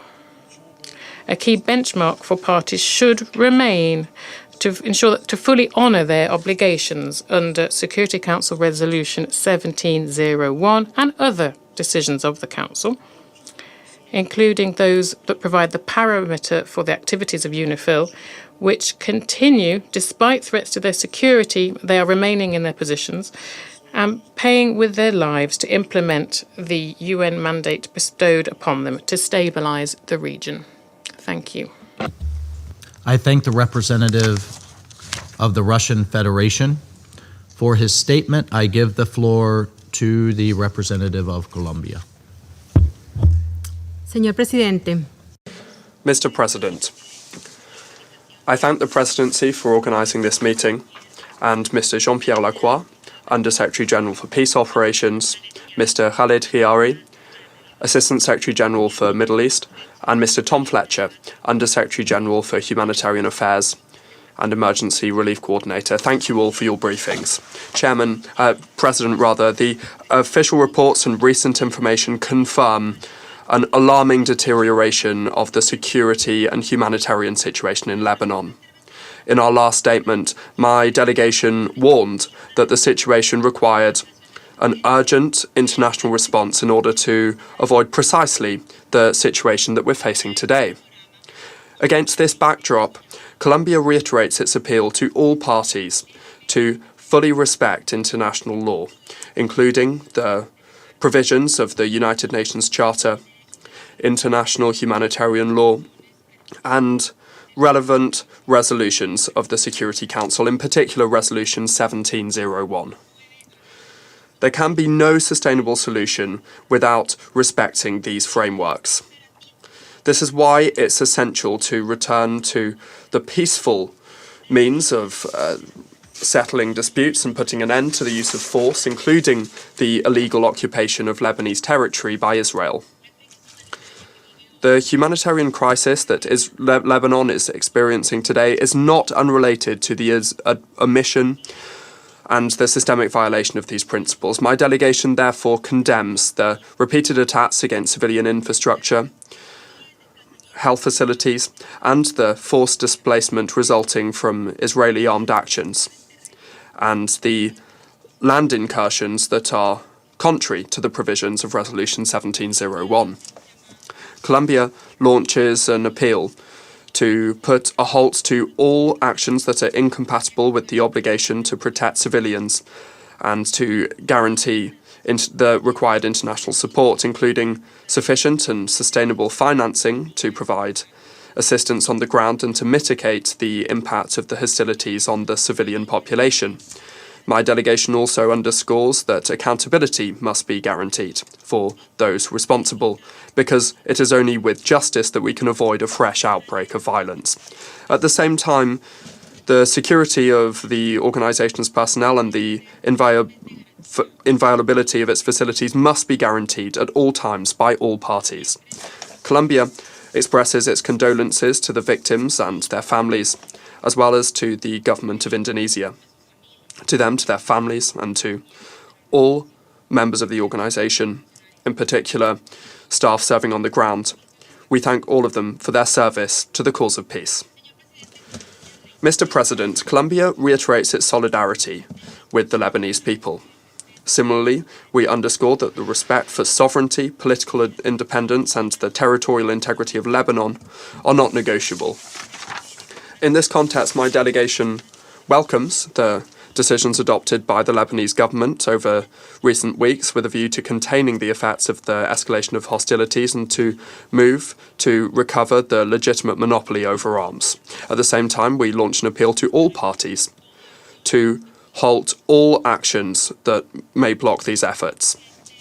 Mr. President, the current situation in Lebanon is not happening in a vacuum. Addressing the humanitarian crisis without clarity over the causes that fuel it, or seeking an end to confrontations without taking into account the broader regional dynamics, is not only an incomplete approach, but is also an insufficient response given the grave time we are currently in. Colombia considers that the Council will hardly be able to fully carry out its responsibilities as long as it continues relying on partial and selective approaches to address a crisis of this magnitude. Thank you very much. I thank the representative of Colombia for her statement. I give the floor to the representative of Bahrain. السيد الرئيس. Mr. President, I would like to take this opportunity as we convene the Council's final meeting for the month of March to express our thanks to the Presidency of the United States of America for its efficient and capable management of the Council's work throughout this month. We also thank France for its swift response to the dangerous escalations in southern Lebanon and for requesting the convening of this meeting. We further appreciate the comprehensive briefings presented by Mr. Jean-Pierre Lacroix, USG for Peace Operations, Mr. Khaled Khayari, Assistant Secretary General for the Middle East and Asia, and USG Tom Fletcher, Under Secretary General for Humanitarian Affairs and Emergency Relief Coordinator. We thank them for their comprehensive briefings. We also welcome the participation of all permanent representatives in today's session. Mr. President, the Kingdom of Bahrain strongly condemns the attack targeting United Nations Interim Force in Lebanon, UNIFIL, which resulted in the killing of 3 of its personnel and the injury of 5 others. Bahrain affirms that targeting peacekeepers constitutes a blatant violation of international law and of Security Council's resolutions. The Kingdom extends its sincere condolences and sympathy to the families of the victims, to the government of Indonesia, and to the United Nations, and wishes the injured speedy recovery. The Kingdom also stresses that ensuring the safety and security of peacekeepers is a responsibility shared by all parties and underscores the necessity of respecting UNIFIL's mandate and enabling the mission to carry out its duties without hindrance. We emphasize the importance of keeping Lebanon away and neutral from regional conflicts and reject any attempts to drag Lebanon into such confrontations. The Kingdom reaffirms its steadfast position in support of the sovereignty, unity, and territorial integrity of Lebanon and highlights the need to empower the Lebanese state institutions to exercise full authority over all its territory in a manner that safeguards national security and stability and fulfills the aspirations of the Lebanese people. In this context, we value the steps recently taken by the Lebanese government, which demonstrate a clear seriousness in working to ensure state monopoly of weapons and to ensure weapons stay in the hands of the legitimate institutions, including measures related to disarming the so-called Hezbollah. The Kingdom also expresses its appreciation for the Lebanese government explicit stance in rejecting and condemning the attacks carried by Hezbollah, which threaten Lebanon's stability and represent a dangerous escalation in the region, as well as for the Lebanese government efforts to impose an immediate ban on all security and military activities associated with the group. We also welcome the announcement by the Lebanese leadership of its intention to engage in internationally mediated negotiations with Israel to reach an immediate ceasefire. This reflects a sense of national responsibility and a desire to spare Lebanon further escalation. Mr. President, in this context, the Kingdom of Bahrain condemns any escalation that could widen the scope of confrontations and turn them into a full-scale regional conflict. We also condemn any violations of the ceasefire agreement. We condemn the expansionist-oriented Israeli statements and warns of the dangers of any ground incursions that may undermine Lebanese sovereignty, threaten its security and safety, cause civilian casualties, exacerbate humanitarian conditions, and trigger large-scale displacement. All these developments carry grave implications for regional stability.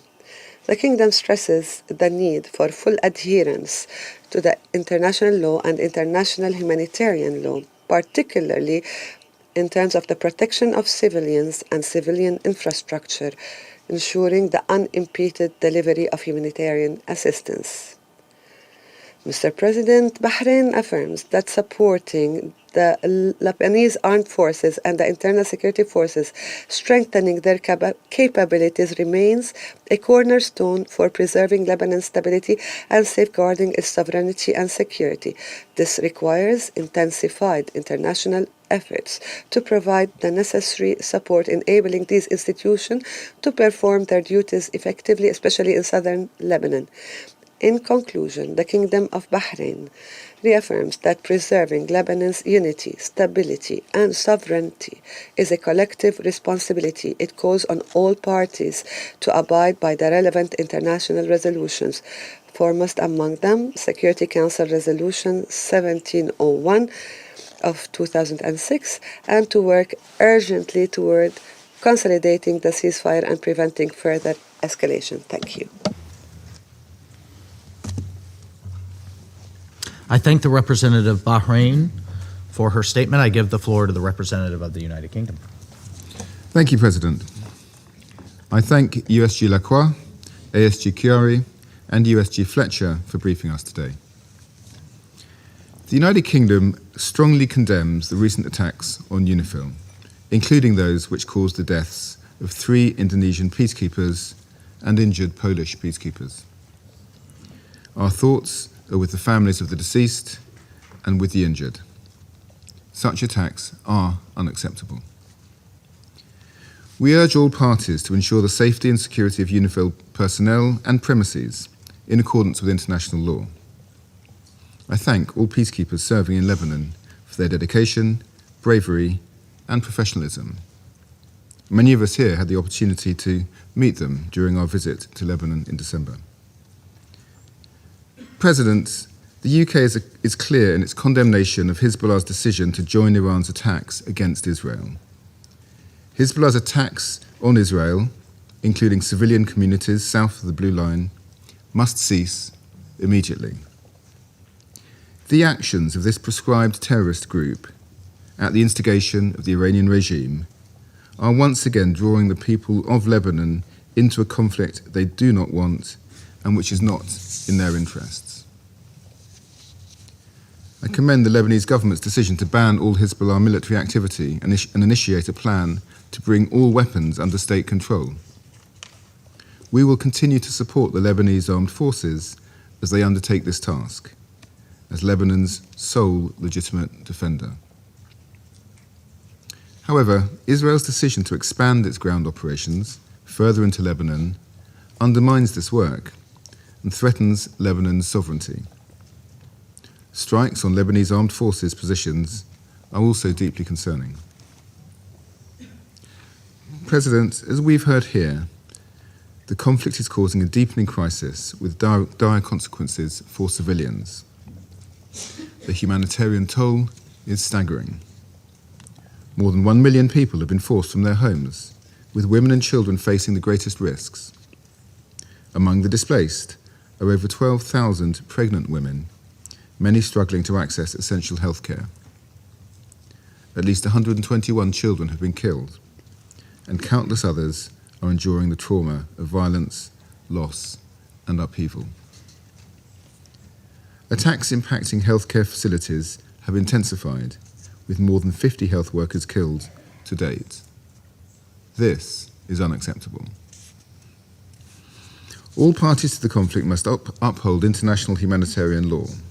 Civilians and critical infrastructure must be protected, and humanitarian access enabled. The United Kingdom has provided $12 million in support of the government of Lebanon's efforts to reach vulnerable communities. We stand with those working tirelessly to protect civilians and deliver life-saving assistance. And finally, President, we support the urgent need for direct negotiations between the governments of Israel and Lebanon. This is the only path towards lasting peace and security for people both sides of the Blue Line. Both Israel and Lebanon want to see an end to Hezbollah's ability to threaten the region. Further expansion of this conflict will only repeat the cycle of violence across the Blue Line and drag the region further into crisis. I thank you. I thank the representative of the United Kingdom for his statement. I will now give a statement in my capacity as a representative of the United States. And colleagues, I too thank you. I thank our briefers for their thorough updates, and I thank France for convening this urgent meeting. We too mourn the loss of 3 Indonesian peacekeepers on March 29th and 30th, and we do extend our heartfelt condolences to their families, to their loved ones. And colleagues, we honor their sacrifice in the service of international peace and security. We also wish a full and swift recovery to the other UNIFIL peacekeepers who were injured. Colleagues, one of those that we mourn is Private First Class Ramadan. Just 28 years old, Private Ramadan was still at the dawn of his career. His company was due to return very soon to Indonesia, where the young husband and father would be reunited with his 2-year-old daughter, Shania. His last communication with his family was a simple red heart, an emoji. I've worked personally with many junior soldiers like him, and I think the Indonesian press got it right from everything that I've read about him when they called him a, quote, young warrior in training. But unfortunately, this young warrior died while keeping the peace. He was a young father, a young soldier, thousands of miles from home, who trusted that this council would deploy him where he would be most effective. Colleagues, peacekeepers endure exceptional dangers to prevent conflict and protect civilians. Their safety and security must be respected by all parties at all times. And that is why I ask this council and the watching world to pause and to reserve judgment until the United Nations can fully investigate and fully assess the circumstances of these tragic incidences, even as we share in the shock and sorrow of this loss. I say again, the media, the world watching, and this council should pause and allow the United Nations to fully investigate and assess the circumstances of these incidences. Again, on a personal note, as a soldier, now turned diplomat, that has commanded coalition troops, we all know the dangers that exist when we accept these missions. But in contrast here, the peacekeepers that this body sends to conflict zones are often surprised by the very real perils that they face. Countries like Indonesia send their sons and daughters to support the UN mission of peace. They're not sending them to fight a war.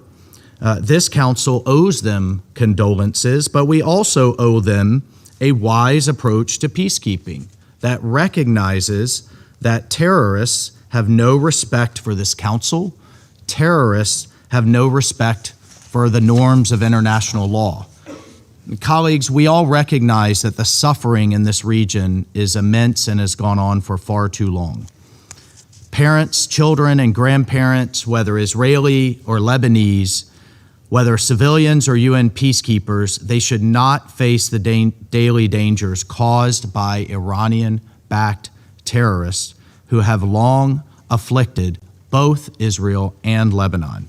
The people in this region deserve a different future, one defined by security and economic opportunity and normal life, not by rockets, tunnels, and the constant threat of escalation and retaliation. We must support the government of Lebanon and the Lebanese armed forces as they exercise sovereignty, and we've heard a lot of talk about sovereignty today, but as they exercise sovereignty, the duly elected government of Lebanon, over all of Lebanon's territory and beat back Hezbollah, a group that hides behind civilians while threatening their neighbors, a terrorist group that has a long history of hiding weapons, fighters, and caches of rockets in schools and hospitals and civilian homes. Hezbollah also has a long history of attacking peacekeepers and of firing on Israeli civilians from proximity of UNIFIL and peacekeeping positions, inviting retaliation for their own propaganda aims. Colleagues, since 1978, over 300 UNIFIL peacekeepers have been killed in this mission, and this is why this council must think very carefully about the effectiveness of this effort. We can help refocus international efforts on supporting Lebanese state institutions, reducing risk to peacekeepers, and pressing Hezbollah and Iran to cease their destabilizing activities. We, the United States, will continue to work with council members, regional partners, troop contributing countries, and the parties on the ground to reduce tensions, support Lebanon's sovereignty, and make a better future for the Lebanese people. I thank you. I will resume my duties as President of the Council. And I thank the representative of Indonesia for the statement. I now give the floor to the representative of Poland. Madam President, let me thank you for convening this important meeting upon the request of France and Indonesia. I would also like to thank the briefers for the comprehensive information on the situation on the ground. Madam President, Poland is deeply concerned by the increasing instability in Lebanon, which directly affects the safety of the civilian population as well as the UNIFIL personnel. As the result of recent attacks, 3 Indonesian peacekeepers have lost their lives, while others were injured, including a soldier from the Polish contingent. We extend our deepest condolences to Indonesia and the close ones of the fallen peacekeepers and wish the injured a swift recovery. Poland strongly condemns these incidents. Ensuring safety of peacekeepers must be a top priority for all parties involved. We expect the ongoing investigation to conclusively determine all the circumstances of these tragic developments. Madam President, we wish to point to the increasingly difficult situation of UNIFIL, marked by growing security threats, reduction of the operations capabilities due to the 15% cuts, and the lack of a clear plan for the termination of the mandated activities. These elements create uncertainty regarding UNIFIL's mode of operation in the future.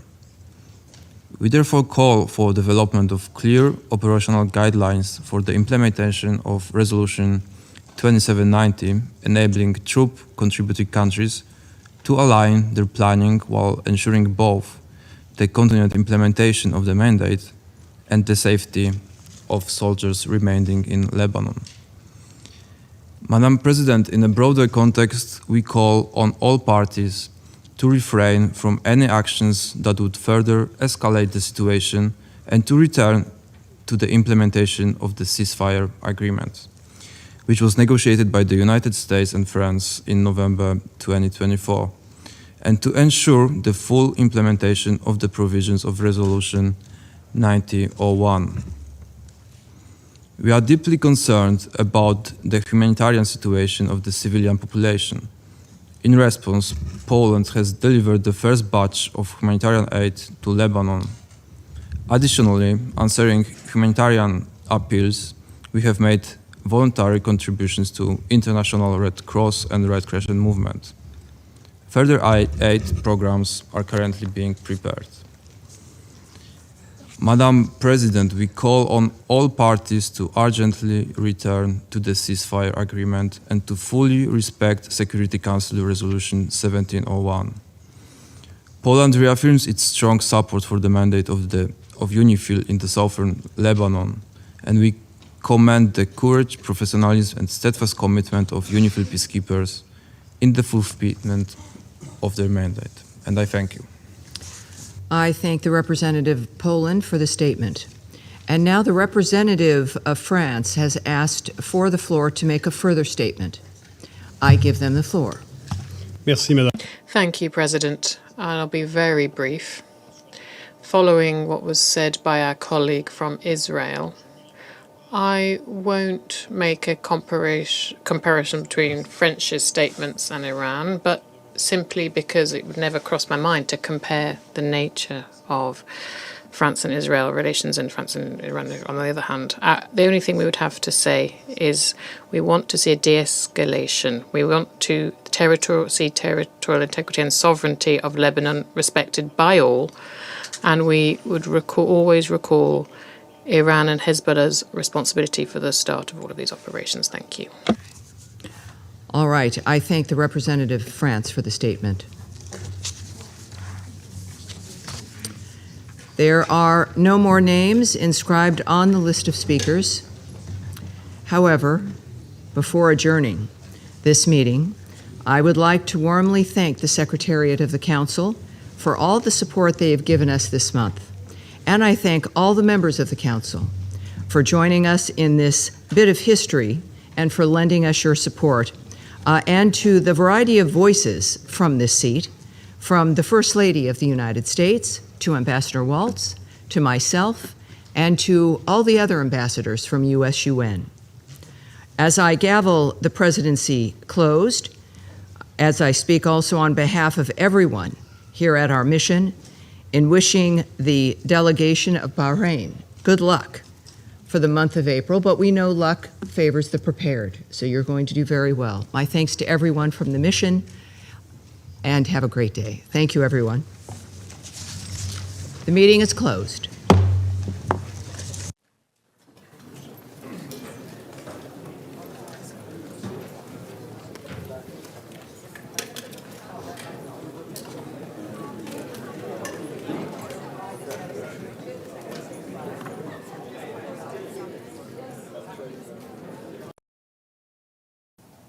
Comments.